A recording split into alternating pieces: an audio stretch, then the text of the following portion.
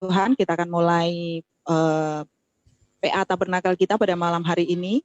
Kita tahu bahwa segala sesuatu bisa mengisi hati kita, tetapi tetap menyisakan ruang karena tidak dapat memenuhi hati kita yang pasnya, yang tepatnya diisi oleh Yesus atau Yesua.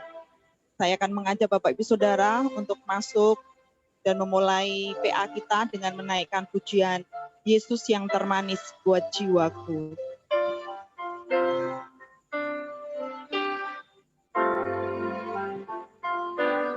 Yesus yang termanis buat jiwaku, buat jiwaku, buat jiwaku.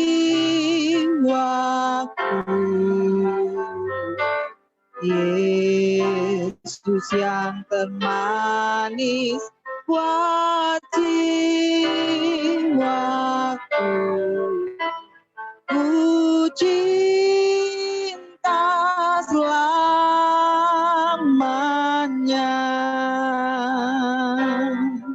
Yesus yang termanis, Yesus yang termanis buat jiwaku, buat jiwaku, buat jiwaku.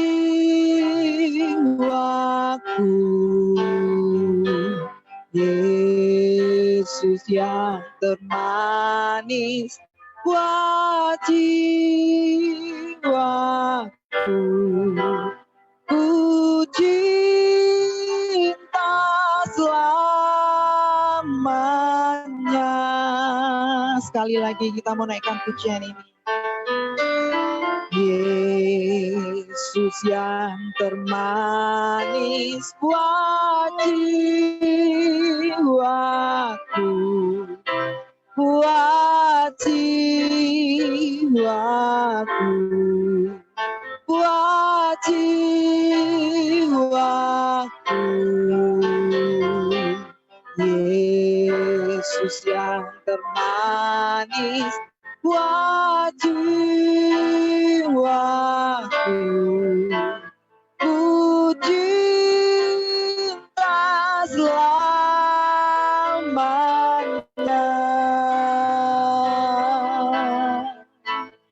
ku cinta selamanya,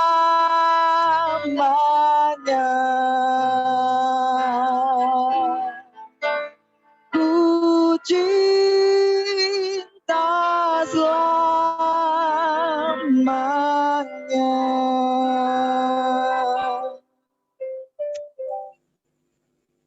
Silakan kepada Pak Theo pimpin kita dalam doa.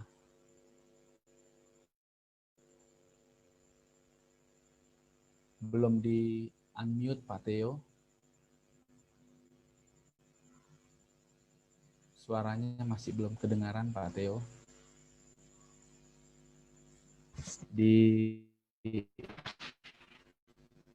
Dihidupkan dulu speakernya Pak, mikrofonnya.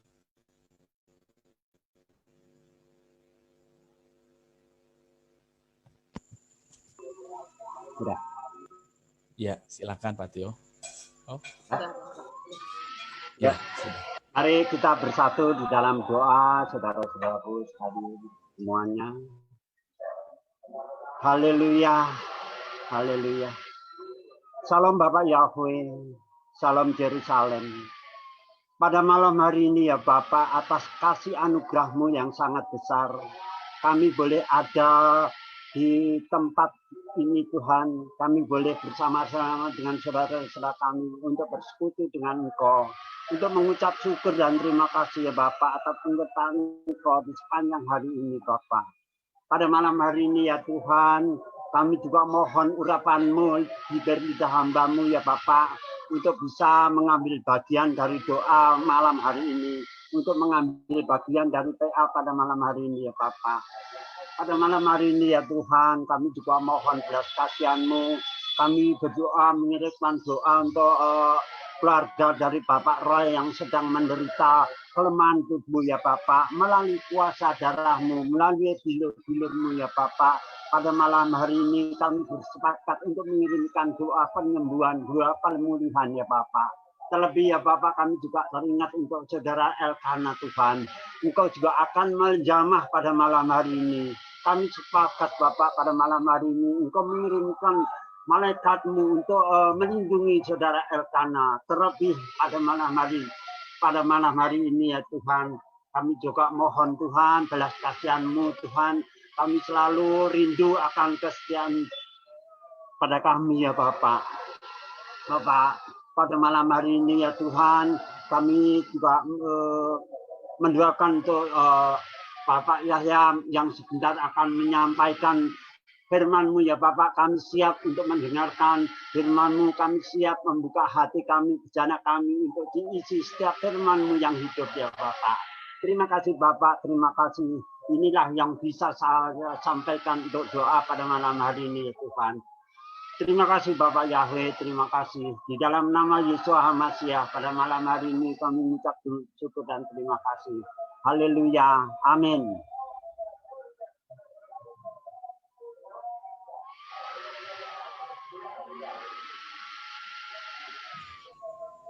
Terima kasih Pak Theo. Kami serahkan kepada Om Yahya.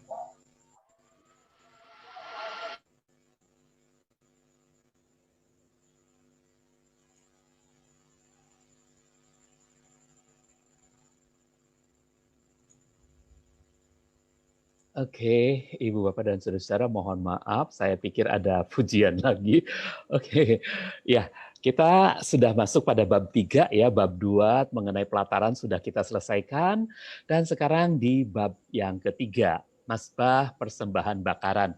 Ibu Bapak dan Saudara-saudara, dalam bahasa Indonesia lugas itu tertulisnya Mazbah, sama seperti dalam KBBI ya, KBBI juga tertulisnya Mazbah bukan Mesbah ya, tapi kita baca ya supaya enak Mesbah.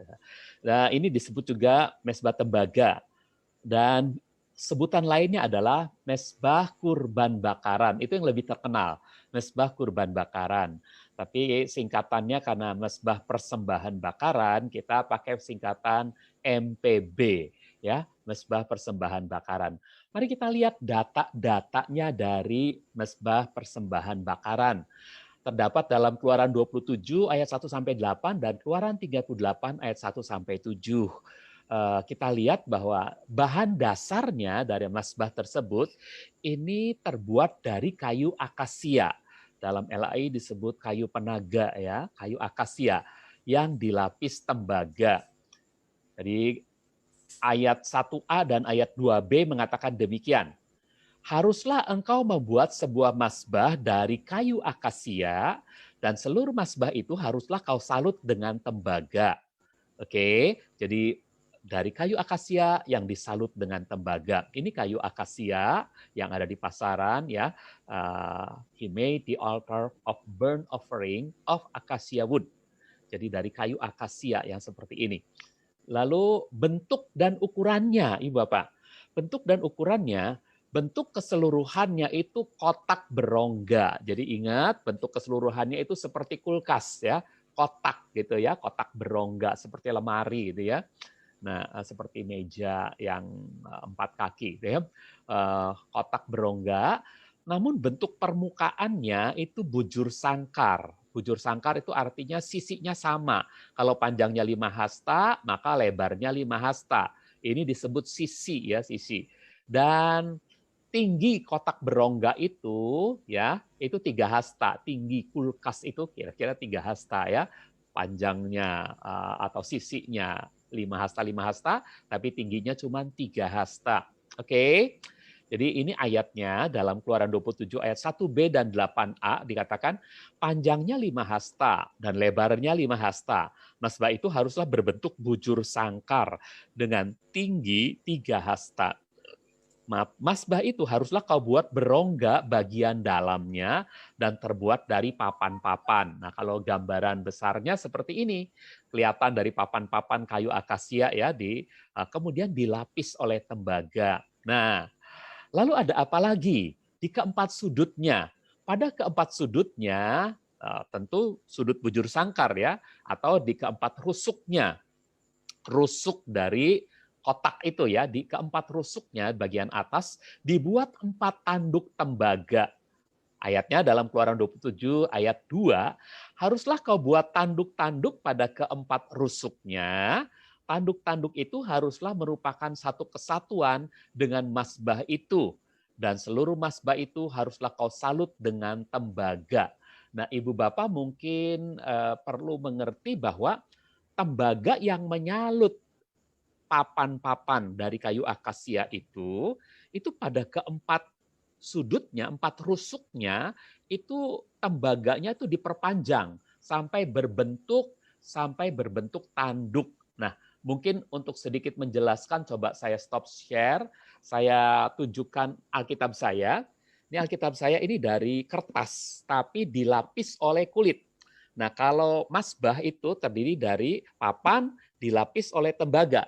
Nah, pada keempat sudutnya, ini ada sudut pertama, sudut kedua, sudut ketiga, sudut keempat. Kulit ini ternyata bisa diperpanjang sampai seperti berbentuk tanduk ya, seperti berbentuk tanduk. Nah, ini bentuknya tinggal diperpanjang sedikit lalu jadi tanduk begitu. Tembaganya dalam masbah itu diperpanjang sehingga jadi tanduk. Ada 4 tanduknya di setiap permukaan, di permukaan masbah itu. Oke, saya kembali lagi ke share screen sebentar. Oke, nah jadi jelas ya Ibu Bapak ya, tanduk-tanduk itu adalah tanduk tembaga, bukan tanduk kayu ya. Oke, nah berikutnya apalagi yang kita lihat. Nah ini dia gambarnya. Jadi 4 tanduk ini itu adalah dari tembaga karena ikuti lapisannya, lapisan yang melapis masbah ini. Kayu akasia dilapis tembaga dan diperpanjang ke atas, tembaga-tembaganya jadi berupa tanduk-tanduk. Oke.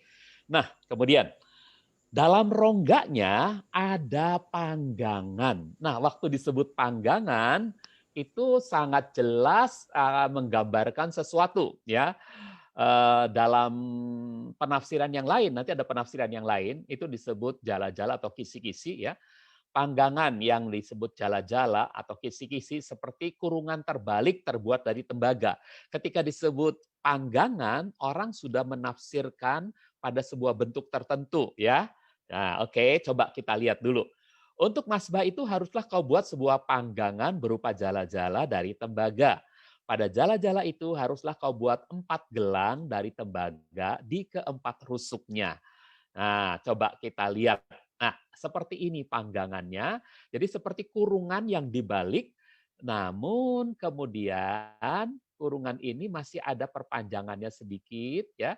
Jadi kurungan ini nanti masuk ke dalam sana. Ini bentuk kayu yang dilapis tembaganya adalah sebuah bentuk yang berongga. Di bawahnya berongga, di atasnya berongga. Jadi tidak tertutup sehingga ketika dimasukkan ke sini itu nanti ada tembaga yang menonjol ke atas kemudian nanti dibuat gelang ya. Nah, itu bisa dimasukkan kayu pengusung sehingga ini bisa diangkut. Nah, kalau gambaran semacam ini itu adalah salah satu penafsiran dari bentuk mesbah persembahan bakaran ya. Panggangan yang berguna untuk tempat menaruh daging kurban agar terbakar oleh api dari kayu bakar di bawahnya. Catatan tentang jala-jala ini, tentang kisi-kisi ini ada penafsiran yang lain ya. Nanti penafsiran lain itu disertai dengan argumentasi yang cukup bagus. Nanti kita bisa tentukan mana menurut saudara yang paling tepat. Oke? Nah, begini kenapa ada penafsiran yang lain? Karena LAI menyebutkan begini, haruslah engkau membuat untuk kisi-kisi. Nggak ada sebutan panggangan ya, langsung untuk kisi-kisi, yakni jala-jala tembaga, dan pada jala-jala itu haruslah kau buat 4 gelang tembaga pada keempat ujungnya. Nah, sedangkan Bill langsung memasukkan kata panggangan yang berupa jala-jala dari tembaga. Sehingga ini adalah sudah masuk dalam tafsir sebetulnya ya. Oke. Nah, mari kita lihat ayat selanjutnya. Kenapa? Nah, begini saudara-saudaraku. Yang dimaksud dengan tafsiran lainnya adalah seperti ini. Kisi-kisi itu adanya di setiap sisi dari kotak berongga ini, ya. Tapi mulai dari jalur tengah ke bawah atau dari bawah sampai ke tengah gitu. Kisi-kisinya adanya di sini. Sementara tadi kisi-kisinya adanya di dalam rongga gitu ya. Nah, saudara-saudaraku, kenapa ditafsir begini? Karena kisi-kisi itu perlu untuk apa? Untuk oksigen masuk, udara masuk sehingga api bisa menyala kan? Nah, sementara kalau panggangannya ada di sana, panggangan itu bukan disebut kisi-kisi, tapi panggangan ada di sana, maka masbahnya itu harus ada rongga di bawahnya. Nah, nanti kita lihat penafsiran yang mana yang paling tepat. Oke? Jadi ini ayat yang kelimanya, LLI mengatakan haruslah engkau memasang jala-jala itu di bawah jalur mesbah itu mulai dari sebelah bawah sehingga jala-jala itu sampai setengah tinggi mesbah itu. Jadi seperti ini, dari bawah sampai setengah. Ini jala-jala atau kisi-kisi. Ini penafsiran pertama, ya. Oke. Nah, mari kita lihat selanjutnya Saudara-saudara. Kalau ini penafsiran pertama, ya, lihat Saudara-saudara. Berarti daging kurban dengan kayu bakar itu menyatu. Oke? Dari tafsiran bahwa kisi-kisi itu adanya di sini, maka antara daging kurban dengan kayu bakar itu menyatu. Oke? Itu tafsiran yang pertama. Lihat. Pada kedua sisi panggangan tembaga itu, kalau ini mengikuti tafsiran yang kedua ya, ada panggangan ya. Pada kedua sisi panggangan tembaga itu dibuat jalur di antara panggangan dengan 4 batang tembaga yang mencuat dari keempat sudut panggangan itu sebagai tempat kedudukan untuk menunjang mesbah persembahan bakaran atau mesbah kurban bakaran. Dituangnya 4 gelang tembaga pada keempat ujung panggangan jala-jala itu sebagai tempat bagi tongkat pengusung. Tongkat pengusung itu dibuatnya dari kayu akasia dan disalutnya dengan tembaga. Gambarnya seperti apa? Nah, seperti ini saudara-saudaraku. Jadi panggangan ini yang nanti akan dimasuki oleh masbah kurban persembahan bakaran akan diangkat, dimasukkan ke sana, maka ada jalur di sini yang bisa menjepit antara sisi masbah ini dengan panggangan dan batang yang mencuat ke atas, yang di atasnya dibuat gelang-gelang. Ada 4 batang yang batang tembaga ya di ujung-ujung panggangan ini dibuat gelang, mencuat ke atas dibuat gelang. Dan kalau ini dimasukkan ke dalam, maka seluruh masbah kurban bakaran ini bisa diangkut. Namun persoalannya, apinya itu kayu bakarnya adanya di mana? Tentu ini harus diletakkan di sebuah rongga, di sebuah gundukan gitu ya, supaya ada kayu bakar di bawahnya. Nah, seperti ini gambarannya. Ada 2 gundukan yang dipasang, kayu bakarnya nanti ditaruh di sini, diatur kayu bakarnya, sementara daging atau lemak-lemak kurban itu nanti dibakarnya di atas panggangan ini. Nah, jelas ya Ibu Bapak ya. Kalau penafsiran yang kedua berarti kisi-kisi yang dimaksud adalah jala-jala untuk panggangan. Oke, baik. Nah, pada ujung keempat batang tembaga itu dibuat gelang-gelang untuk kayu pengusung yang berlapis tembaga. Jadi 2 gelang untuk 1 kayu pengusung. Nah, ini dia. Ini kayu pengusung namanya. Kayunya kayu akasia, dilapis tembaga, dimasukkan pada gelang-gelang. Ini mengikuti tafsiran pertama. Kisi-kisinya ada di sini, ya. Sementara nanti kayu bakar semua ada di situ, daging pun ada di situ, menyatu, gitu ya, seperti gambar tadi. Oke, mari kita lanjutkan lagi. Data mesbah kurban bakaran atau misbah persembahan bakaran ini belum diganti. Misbah persembahan bakaran data berikutnya adalah ternyata mezbah persembahan bakaran ini punya perkakas-perkakas tambahan, Ibu Bapak. Perkakas-perkakas tambahan ini perkakas-perkakas kecil ya, itu terbuat dari tembaga semuanya. Keluaran 38 ayat yang ketiga. Dibuatnya pula seluruh perkakas mazbah itu, yaitu belanga-belanga, sekop-sekop, mangkuk-mangkuk, garpu-garpu, dan perbaraan-perbaraan. Seluruh perkakas itu dibuatnya dari tembaga. Seperti apa bentuk dari perkakas-perkakas alat bantu pada mazbah persembahan bakaran ini? Yang pertama, belanga. Ya, belanga ini untuk wadah abu, tapi juga ada nanti ada fungsi lainnya ya. Untuk wadah abu, Keluaran 27 ayat yang ketiga mengatakan haruslah kau buat belanga-belanga untuk membuang abu. Jadi belanga itu bentuknya seperti ini. Ini belanga. Ini belanga ya. Oke. Jadi belanga itu yang dibawa. Kemudian yang kedua, sekop. Untuk memindahkan bara api dari mezbah persembahan bakaran ke perbaraan. Guna ditaruh di mezbah dupa.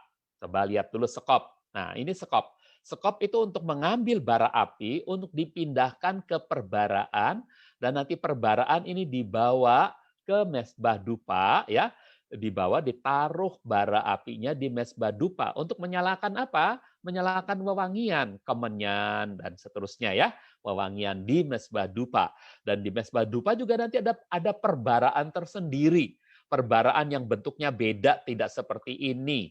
Perbaraan yang akan dibawa masuk ke ruang Maha Kudus. Bentuknya nanti berbeda. Itu alat bantunya dari mezbah dupa. Ya. Ini sekarang kita sedang berbicara mezbah apa? Mezbah persembahan bakaran. Oke? Nah, setelah sekop, belanga dan sekop sudah, sekarang yang ketiga, mangkuk atau bokor. Ini untuk menampung darah kurban yang akan dioleskan atau dipercikan ke berbagai perkakas lainnya, yang sisanya nanti akan dituang ke dasar mazbah, ya. Jadi darah kurban itu dipercikan ke berbagai perkakas lainnya, lalu akan dituang ke dasar mezbah atau ke sisi-sisi mezbah persembahan bakaran. Jadi harus ada mangkuk untuk menampung darah kurban. Ya, darah kurban yang ditampung ini digunakan pertama-tama untuk mengolesi cuping dari para imam supaya imam itu ditandai darah gitu ya, di cuping telinganya. Oke. Kemudian darah itu juga akan mengolesi tanduk-tanduk mezbah, baik mezbah persembahan bakaran maupun mezbah dupa di dalam. Jadi ini mangkuk untuk menampung darah. Oke. Berikutnya, garpu. Ini penyodok untuk menata daging kurban di atas mezbah persembahan bakaran. Jadi garpu itu untuk menata daging kurban ya. Jadi ini garpu, daging kurban yang sudah ditaruh di atas mezbah persembahan bakaran itu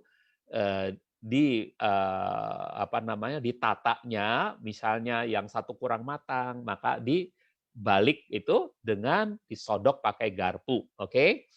Nah, itu garpu. Yang kelima, perbaraan. Untuk membawa bara api guna ditaruh di mezbah dupa. Saudara, mezbah persembahan bakaran yang ada di sana adalah apa? Kayu bakar dengan api yang menyala. Sementara selesai dari kayu bakar, bagian-bagian yang terbakar dari kayu bakar yang patah-patah itu sebelum jadi abu, itu disebut bara. Nah, bara inilah yang diambil ya oleh sekop, dipindahkan ke perbaraan, kemudian perbaraan itu, ini gambar perbaraannya coba.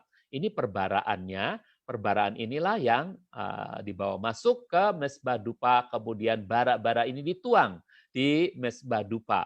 Lalu mezbah dupa itu punya perbaraan tersendiri yang bisa dibawa masuk ke ruang Maha Kudus oleh imam besar pada hari pendamaian. Oke, nah jadi kemungkinan besar di mezbah dupa pun ada perbaraan emas, tidak terbuat dari tembaga ya, yang dipakai imam untuk dibawa masuk ke dalam ruang Maha Kudus. Oke. Nah, baik. Sekarang setelah A, data-data, kita masuk ke bagian B, makna. Nah, maknanya mezbah persembahan bakaran ini sangat banyak, Ibu Bapak Saudara. Saya bagi dengan angka Romawi, 1, 2, 3, dan seterusnya. Cukup panjang. Oke, mari kita mulai. Siapkan hati saudara ya. Kita terima pelajaran ini. Maknanya secara umum dulu. Makna dari mazbah persembahan bakaran. Mezbah persembahan bakaran adalah tempat terhubungnya manusia dengan Tuhan melalui persembahan yang berupa kurban. Memang antara manusia dengan Tuhan diantarai oleh imam ya. Tapi manusianya ketika mau mendapatkan pengampunan, manusianya itu nanti diwakili oleh binatang kurban ya. Jadi mazbah persembahan bakaran adalah tempat terhubungnya manusia dengan Tuhan melalui persembahan yang berupa kurban. Mazbah persembahan bakaran menyatakan bahwa ibadah yang benar dari manusia kepada Tuhan haruslah berdasarkan pengorbanan. Nah, jadi orang berdosa ketika mau diampuni dosanya, dia harus membawa persembahan berupa binatang kurban. Dan binatang kurban ini, saudara-saudaraku, itu adalah bukti bahwa dia memberikan kurban, melakukan pengorbanan. Ya, dia nanti meletakkan tangannya di atas binatang kurban itu, semua dosa-dosanya masuk terserap ke dalam domba yang akan dipersembahkan ini, dan semua keelokan dari domba ini masuk ke dalam diri orang tersebut. Lalu domba ini nanti akan disembelih dan kemudian dibakar di atas mezbah persembahan bakaran. Oke? Nah, jadi itu makna yang pertama. Mezbah persembahan bakaran menyatakan bahwa ibadah yang benar dari manusia kepada Tuhan haruslah berdasarkan pengorbanan. Nah, ternyata saudara-saudaraku, Tuhan sendiri yang memulai pengorbanan itu. Di Taman Eden, ketika manusia jatuh dalam dosa, Tuhan yang memulai pengorbanan itu. Tuhan memerintahkan supaya ibadah yang benar itu harus melalui pengorbanan. Tetapi dia bukan Tuhan yang hanya berbicara dari jauh dan tidak membuktikan bahwa pengorbanan itu memang sesuatu yang wajib, harus. Tuhan kita adalah Tuhan yang dari dirinya sendiri telah menyatakan pengorbanan itu. Kejadian 3 ayat 21. Dan Yahweh Tuhan membuat pakaian dari kulit binatang untuk Adam dan istrinya, lalu mengenakannya kepada mereka. Ibu Bapak, lihat pakaian yang telah disediakan Tuhan ini dari kulit binatang.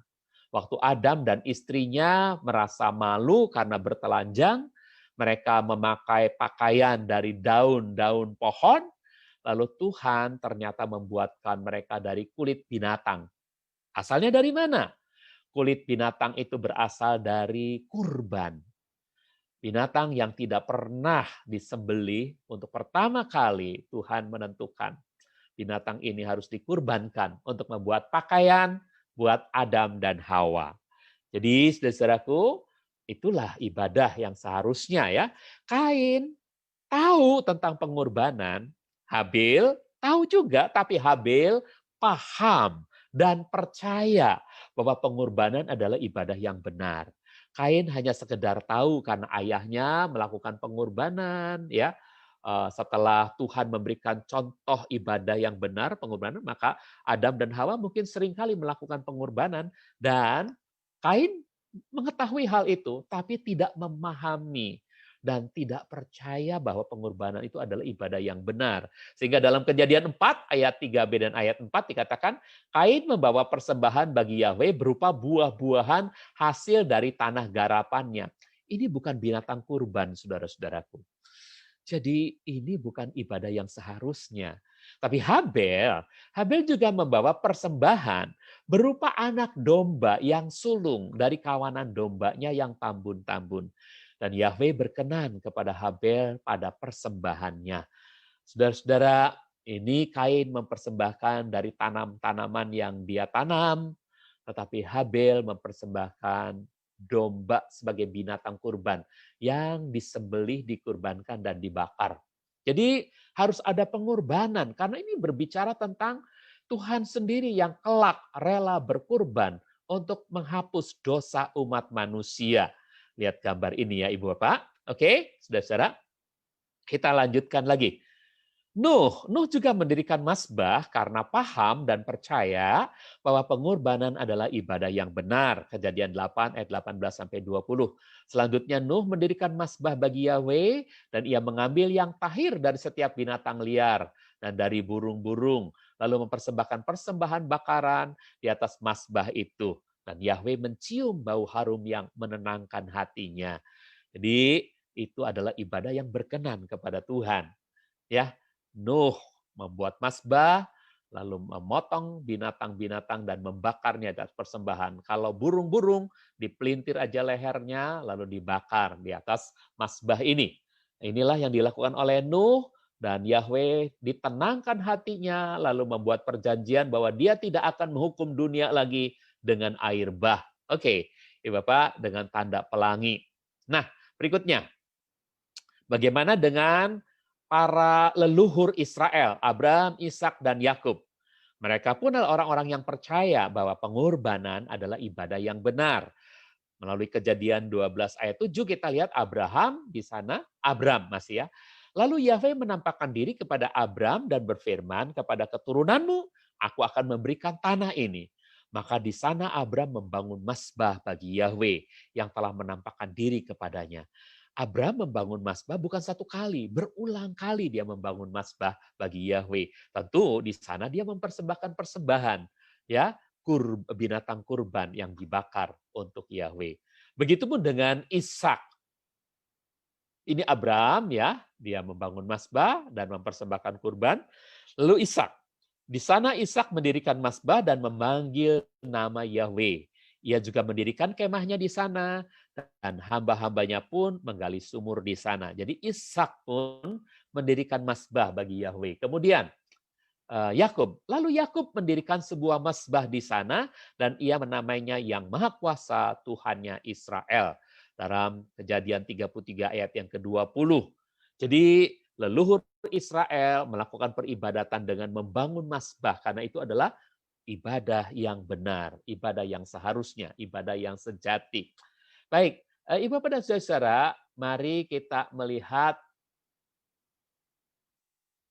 bagian yang pertama. Dari B, makna-makna, kita ambil artian dari mazbah persembahan bakaran ini ya. Yang pertama Romawi ya, arti dari mazbah persembahan bakaran. Kalau tadi makna secara umum, sekarang arti yang lebih mendetail. Ya, secara etimologis, secara kata mazbah itu berasal dari bahasa Ibrani misbeah. Misbeah ya, ini adalah tempat penyembelihan. Ya, tempat penyembelihan. Dalam bahasa Inggris disebut altar. Nah, altar adalah tempat mempersembahkan kurban. Saudara, coba kritisi sejenak, lihat. Ada perbedaan loh antara tempat penyembelihan dengan tempat mempersembahkan kurban. Jadi sebetulnya mazbah itu tempat mempersembahkan kurban bakaran, yaitu tempat dibakarnya binatang kurban itu, atau tempat disembelihnya binatang kurban itu. Apakah saudara bertanya semacam itu? Kalau ya, saya akan coba jawab ya. Begini Ibu Bapak dan Saudara, menurut konsep ini maka lihat, Abraham mau mempersembahkan putranya Ishak di atas mezbah yang dia bangun, oke? Jadi ini sepertinya mezbah itu adalah tempat penyembelihan ya. Tempat penyembelihan, oke? Oke, mari kita lihat selanjutnya. Gambar selanjutnya, apa yang kita lihat? Ternyata mazbah yang dibangun Abraham bukan hanya tempat penyembelihan, tapi juga jadi tempat dibakarnya binatang kurban itu. Ketika Tuhan menghentikan Abraham yang hendak menusuk putranya Ishak, yang menyembelih putranya Ishak, lalu Tuhan memberikan domba yang tersangkut tanduknya pada belukar, dan Abraham mengambil domba itu lalu menyembelihnya dan membakarnya di atas mazbah. Dari gambaran ini kelihatannya mazbah persembahan bakaran kelihatannya modelnya semacam ini ya. Tapi Itu adalah penafsiran yang pertama, saudara-saudaraku. Nanti ada penafsiran yang kedua. Oke, sekarang kita lihat dalam penafsiran gambar yang ini. Oke, lihat. Mezbah kurban bakarannya ini, saudara lihat gambarnya adanya di sini. Sedangkan ini adalah meja tersendiri untuk menyembelih. Jadi fungsi mazbah persembahan bakaran bukan tempat menyembelih, tapi menyembelihnya di tempat yang lain. Apakah di meja ini atau hanya di tanah saja gitu ya. Ya. Tapi bukan di atas mazbah persembahan bakaran. Ada yang bisa menjawab mengapa? Mungkin sulit menjawab ya, Om. Kalau mau jawab mesti dikasih kesempatan dong, Om. Ya, Pak Yahya kalau mau jawab harus dikasih kesempatan. Saya jawab aja ya, enggak apa-apa ya, Ibu Bapak dan Saudara.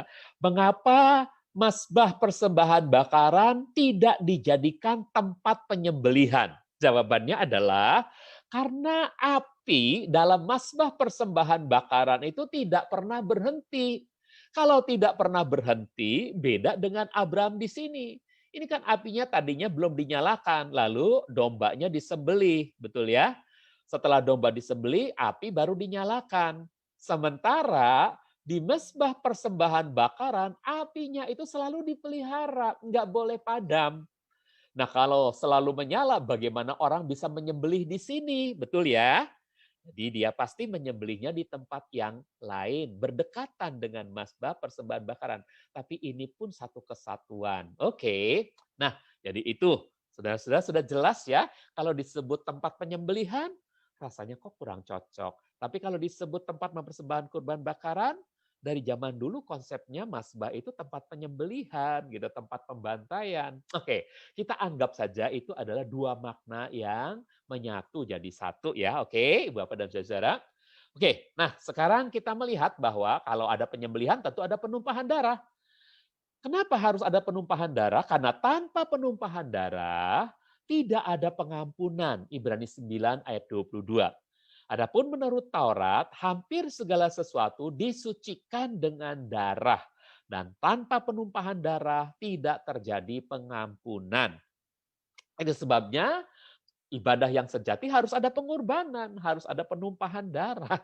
Ya, darah ditentukan Tuhan itu jadi alat transaksi pendamaian. Dalam Imamat 4 ayat 16 sampai 18 kalau Ibu Bapak Saudara-saudara baca, anak domba ini harus disembelih sehingga darahnya tercurah. Saudara-saudara lihat gambar ini orang melukis bagus sekali ya. Darah yang tercurah itu meliputi 5 benua, benua Amerika, benua Afrika, benua Eropa, benua Asia, dan benua Australia. Meliputi Indonesia, negeri tercinta kita ini. Jadi darah itu membasuh seluruh dunia, seluruh manusia di dunia ini ya, darah anak domba. Nah, intinya begini, Bapak dan Saudara, bahwa anak domba ini, ya, darahnya itu dijadikan alat transaksi bagi pendamaian. Karena apa? Karena dalam Imamat pasal 4 ayat 16 sampai 18 dikatakan, imam yang diurapi harus membawa darah. Ya, di sini untuk pendamaian, darah lembu jantan untuk pendamaian bagi seluruh umat Israel, harus binatang kurban yang lebih besar, lembu jantan muda itu, ke dalam kemah pertemuan. Imam harus mencelupkan jarinya ke dalam darah itu dan memercikannya 7 kali di hadapan Yahweh di depan tabir. Kemudian ayat 18-nya, lalu ia harus mengoleskan darah itu pada tanduk-tanduk mazbah yang ada di hadapan Yahweh di dalam kemah pertemuan dan menuangkan seluruh darah itu ke dasar mazbah persembahan bakaran yang ada di pintu kemah pertemuan. Saya mau tanya nih sedikit ya. Bagaimana imam itu menampung alat tampung darahnya apa? Saudara-saudara ingat apa tadi? Mangkuk ya atau bokor. Mangkuk itulah, bukan belanga ya, belanga untuk abu ya. Mangkuk. Oke, nanti saya akan buat saudara-saudaraku istilah-istilah yang coba disandingkan supaya Ibu Bapak tidak bingung antara LAI dengan Bill dan dengan bahasa Inggris ya. Oke. Jadi imam yang diurapi harus membawa darah lembu jantan ke dalam kemah pertemuan, mencelupkan jarinya, memercikannya 7 kali, mengoleskan kepada tanduk-tanduk mazbah, lalu menuangkan seluruh sisa darah itu di dasar mazbah persembahan bakaran. Oke, jadi seperti ini ya Ini yang disebut perbaraan yang dibawa masuk ke ruang Maha Kudus. Mungkin perbaraan ini menyatu dengan mezbah dupa, ya, kita tidak tahu, tapi mungkin juga ada yang beda, kita tidak tahu. Oke, nah jadi lihat, imam besar itu menggunakan darah sebagai transaksi pendamaian. Pada saat asap kurban bakaran membubung naik ke atas gitu ya, Tuhan berkenan atas orang yang mempersembahkan kurban itu, yang telah diwakili oleh binatang kurban itu. Jadi kalau di mazbah persembahan bakaran asapnya membubung ke atas, maka itu artinya Tuhan berkenan kepada orang yang mempersembahkan kurban itu. Nah ternyata Ibu Bapak, untuk kita di masa sekarang dalam perjanjian baru, darah Yesus itu ternyata lebih berkuasa, lebih memperkenan Bapa Surgawi, lebih menenangkan hati Bapa Surgawi daripada darah binatang kurban untuk menguduskan dan mendamaikan kita manusia. Itu tertulis dalam Ibrani 9 ayat 14, dikatakan, betapa lebihnya darah Kristus yang melalui roh yang kekal telah mempersembahkan dirinya sendiri yang tanpa cacat itu kepada Tuhan, yang akan dapat menyucikan hati nurani kita dari perbuatan-perbuatan yang mematikan, sehingga kita dapat beribadah kepada Tuhan yang hidup. Ayat 28, begitu pula Kristus sekali telah dikurbankan untuk menanggung dosa-dosa banyak orang. Dan pada kali berikutnya, dia akan tampak kepada mereka yang menanti-nantikan dia, tidak untuk menanggung dosa, tapi untuk memberikan keselamatan. Nah, jadi darah Yesus Kristus itu ini darah penggenapan. Kalau dulu binatang kurban itu hanya sebagai perlambangan bahwa Adam, Abraham, Ishak, Nuh, ya, Yakub, dan semua keturunan dari Abraham memberikan kurban. Darah persembahan itu, dari kurban yang dipersembahkan itu, darah itu hanya sebagai tanda bahwa nanti ada darah Tuhan sendiri yang akan dicurahkan untuk menebus kita gitu. Nah, oke, Ibrani Kejadian 10 ayat 10. Jadi ini ya, darah anak domba itu hanya sebagai lambang dari darah Kristus sendiri yang nanti akan dicurahkan untuk menebus kita. Ibrani 10 ayat 10 sekarang.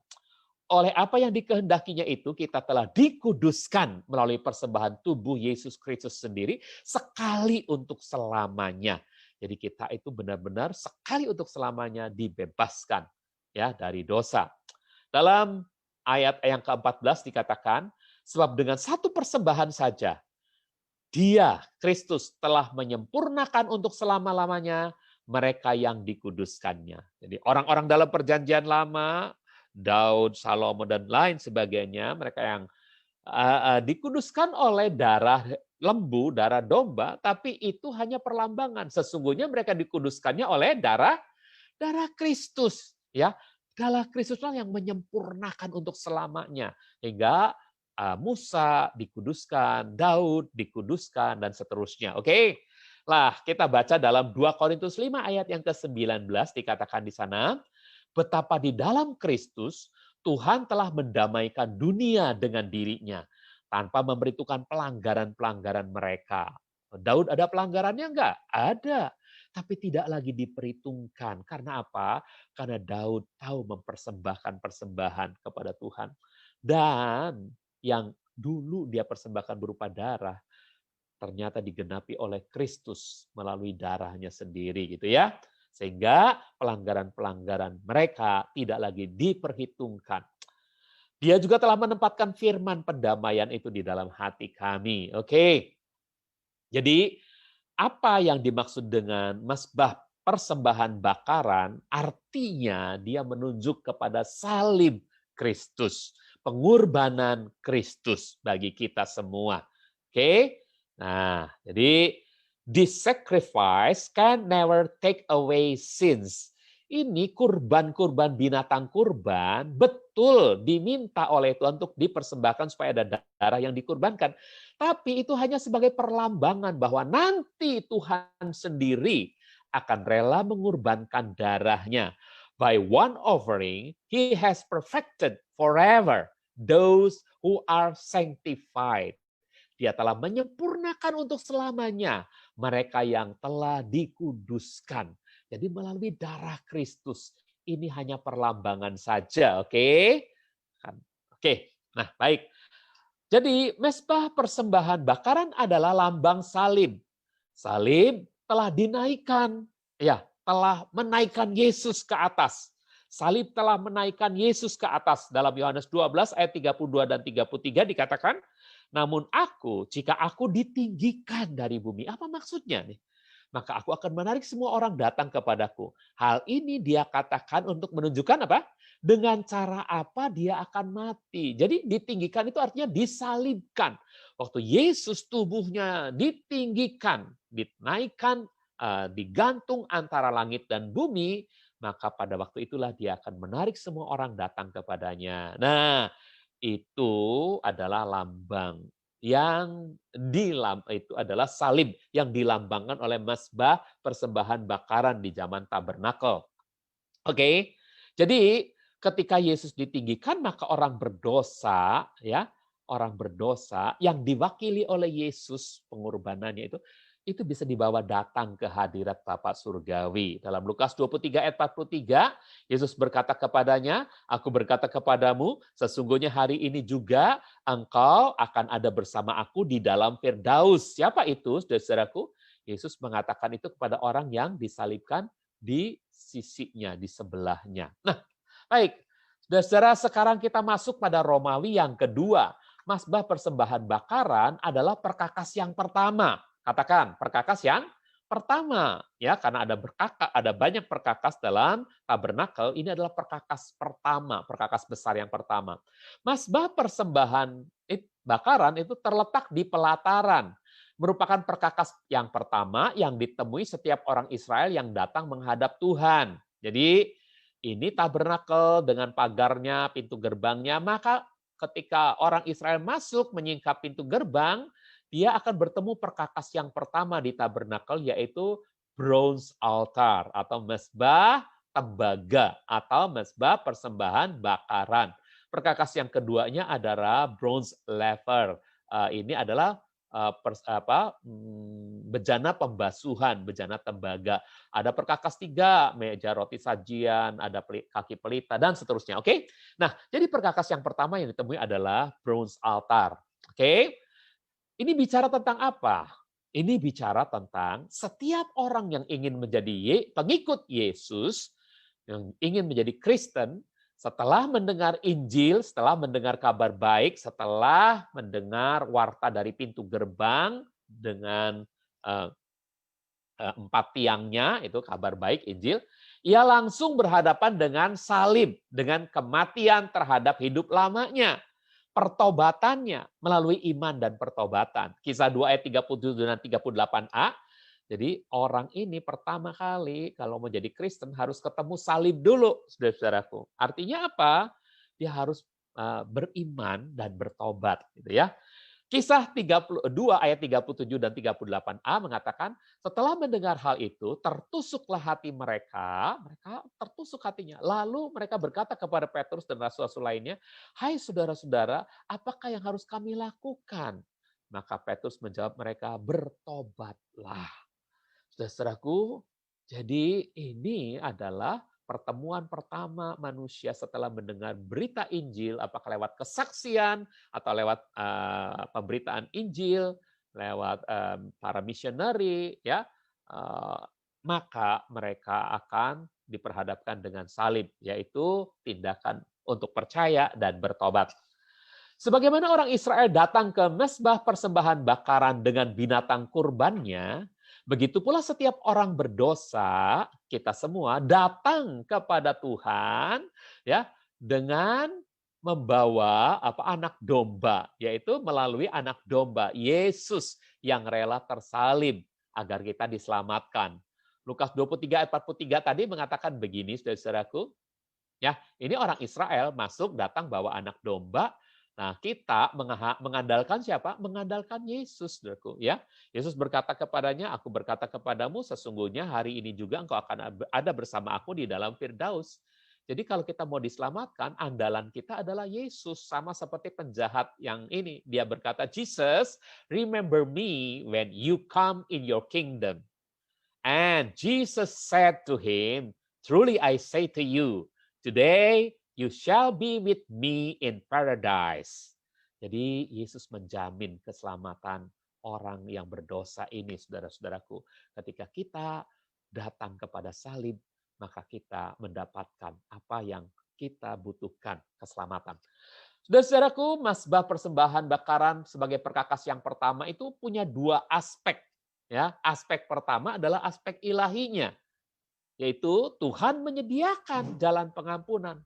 Tuhan menyediakan jalan pendamaian, jalan anugerah melalui mazbah persembahan bakaran atau melalui salib Yesus Kristus. Efesus 2 ayat yang ke-8. Sebab oleh anugerah kamu telah diselamatkan melalui iman. Hal itu bukan hasil karyamu, melainkan karunia Tuhan. Jadi Tuhan yang menyediakan, Tuhan yang mengaruniakan dengan cuma-cuma, ya. Nah ini, jadi mazbah persembahan bakaran sama seperti salib, ini adalah anugerah Tuhan untuk jalan keselamatan kita. Yang kedua, terakhir, aspek yang kedua, aspek manusiawi.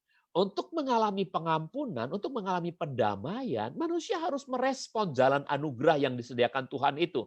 Melalui apa? Melalui iman dan pertobatan. Yohanes 3 ayat 16 mengatakan, sebab Tuhan begitu mengasihi manusia di dunia ini, sehingga dia mengaruniakan, ya ini karunia-nya, putranya yang tunggal, supaya setiap orang yang percaya, ini respons dari manusianya, percaya, tidak binasa, tapi beroleh hidup yang kekal. Kisah 3 ayat 19, kan itu bertobatlah dan berbaliklah supaya dosa-dosamu dihapuskan dan waktu penyegaran dari hadirat Tuhan Yahweh pun tiba. Jadi aspek manusiawinya kita harus merespons. Demikian saudara, kita akhiri sampai di sini dulu karena waktunya sudah lewat dari 40 menit. Nah, saudaraku, nanti kita akan lanjutkan lagi pada caption berikutnya ya. Oke? Nah, kita ada di caption yang ini. Saya kembalikan lagi kepada Pak Roy. Silakan Pak Roy. Oke.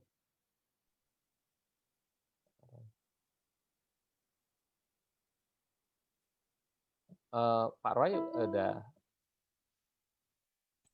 Pak Roy atau si Vera? Ya, Om. Ya. Om. Ya. Maaf. Masih itu ya? Masih gambar ya? Ya, baik. Terima kasih Om Yahya. Kita akan akhiri pendalaman Alkitab kita. Nanti kita akan naikkan satu pujian yang dipimpin oleh Ibu Vera. Dan doa penutup nanti kami minta kepada Pastor Yoel untuk menaikkan doa penutup. Silakan Ibu Vera. Seperti yang sudah dipaparkan oleh Pendeta Yahya, kita bersyukur kita punya Tuhan yang sudah membayar lunas kehidupan kita sehingga hidup kita menjadi berarti, bukan dengan barang yang fana tetapi dengan darah yang mahal, dan hanya dengan darahlah kita mendapatkan pengampunan. Kita mau naikkan pujian ini Bapak Ibu Saudara, bukan dengan barang fana.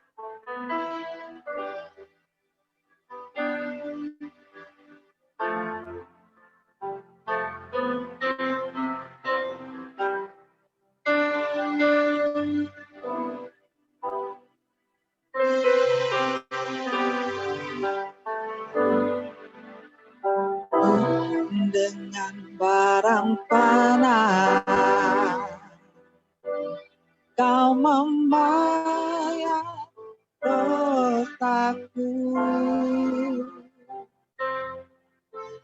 dengan darah yang mahal, tiada noda dan celah, bukan dengan emas perak. Kau menebus hidupku, oleh segenap kasih dan pengorbananmu, ku telah mati dan tinggalkan cara hidupku yang lama. semuanya sia-sia dan tak berarti lagi. Hidup ini ku letakkan pada mezbah-Mu ya Tuhan. Jadilah padaku seperti yang Kau ingini. Ku telah mati dan tinggal. Oh, telah mati dan tinggalkan cara hidupku yang lama. Semuanya sia-sia dan tak berarti lagi. Hidup ini ku letakkan pada mezbah-Mu ya Tuhan. Jadilah padaku seperti yang Kau ingini. Jadilah padaku seperti yang Kau ingini. Jadilah padaku seperti yang Kau ingini.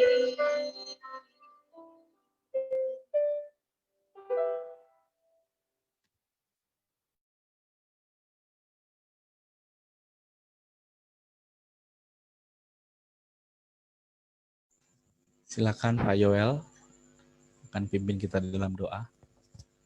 Baik, mari kita berdoa bersama-sama. Nah, sebelum kita masuk dalam doa, saya mau tanya, suara saya sudah terdengar jelas ya? Iya, kedengaran ya. Siap. Mari kita berdoa bersama-sama. Terima kasih Tuhan buat malam hari ini. Kami bersyukur atas kesempatan kami boleh belajar mengenai tabernakel. Dan kami bersyukur atas hal-hal yang luar biasa, hal-hal yang indah, rahasia-rahasia ilahi yang Tuhan sudah nyatakan buat setiap kami.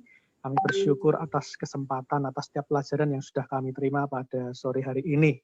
Kami bersyukur juga melalui pelajaran tabernakel, kami semakin dikuatkan, kami semakin diyakinkan bahwa darah Tuhan Yesus lebih daripada darah korban bakaran. Darah Yesus lebih berkuasa, lebih dahsyat untuk menyucikan setiap dosa kami.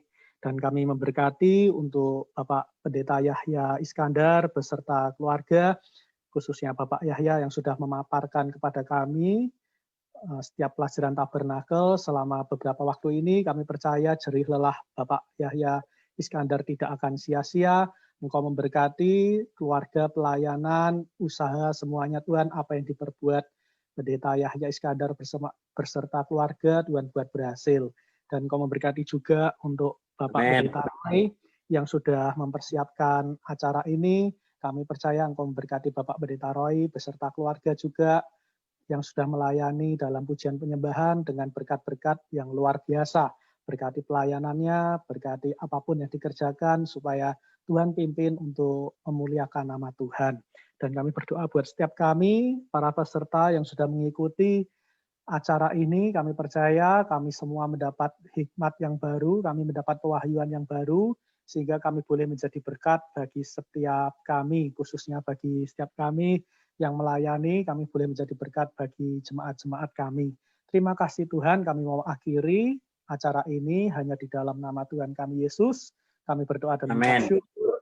Bapa kami Yahweh, haleluya. Amin. Amin. Terima kasih. Amin. Terima kasih Om Yahya. Terima kasih Pak Yahya, Pak Roy. Terima kasih Pak Yahya, Pak Roy. Terima kasih Kulina Setempo. Saya mau menyapa semuanya. Terima kasih ya untuk perhatiannya. Kalau misalnya ada pertanyaan-pertanyaan, boleh disampaikan di WA Group. Jadi saya berusaha untuk menjawab ya kalau ada pertanyaan-pertanyaan. Oke, dan saya sebetulnya kepengen respons karena ada anak-anak muda di sini. Mungkin penyampaian saya kurang begitu menarik. Kasih masukan supaya apa namanya saya bisa memperbaiki lagi. Ya. Oh, menarik kok, Oke. Om. Bagus, saya diberkati. Oh, ya. Ya kalau Iya, Om. oke, Saya masukkan juga aja ngerti kok, Om. dimasukkan aja di WA Group ya kalau ada masukan-masukan. Kritik saya enggak apa-apa kok ya. Oke, supaya bisa lebih baik lagi ke depan. Baik, itu aja dan selamat malam. Tuhan memberkati kita semua. Shalom untuk Selamat semuanya. malam. Enggak bisa Terima sebut kasih. satu persatu. Berkati Halo. terima kasih semua untuk Sampai ketemu. Ya. Sampai ketemu Jumat Selamat depan. Ya, videonya bisa dilihat di Facebook saya ya, Bapak Ibu. Pak Alex. Terima kasih Pak Roy. Semuanya. Ya, Ya. Bu Baca. Oke. Sampai ketemu. Si Haji, Bu Claudia, Ibu Tirsa, Bu Bapak, Iya. Terima kasih Oke, Pak Pak Dik. Gersono. Bu Dianingsi, Pak Robi, salam semuanya. Semuanya ya, semuanya Ya. salam. Sampai ketemu ya. Jumat depan. Jumat depan. Oke, bye. Sampai Sehat semua. Pamit, silakan berpamitan, silakan. Tetap sehat ya, jangan lupa tetap sehat. Ya. Pamit. Tetap mendoakan saudara kita yang Ya, tolong titipkan dalam doa ya Pak Elkana yang biasa bikin video itu, yang biasa bikin YouTube-nya. Dia dalam keadaan yang demam sekarang, hasil swab baru besok ketahuan. Ya mungkin juga tipes, mungkin juga apakah kena COVID, kita nggak tahu. Tapi kita mohon Tuhan menyembuhkan Pak Elkana ya. Terima kasih, Tuhan berkati. Untuk Bapak mertua Pak Roy juga supaya sehat sempurna ya. Untuk Ya, Pak Daniel ikut Karno. kok, Om. Bapak Hah? ikut kok ini. Ikut ini pelajaran. Oh, salam Ya. Pak Daniel Karno. Iya, puji Tuhan sehat ya. Amin. Tuhan Ya. menyembuhkan. Baik, Oke. saudara, salam. Silakan Salam ya. berpamitan. Sampai ketemu. Saya N ya. Ya, N ya.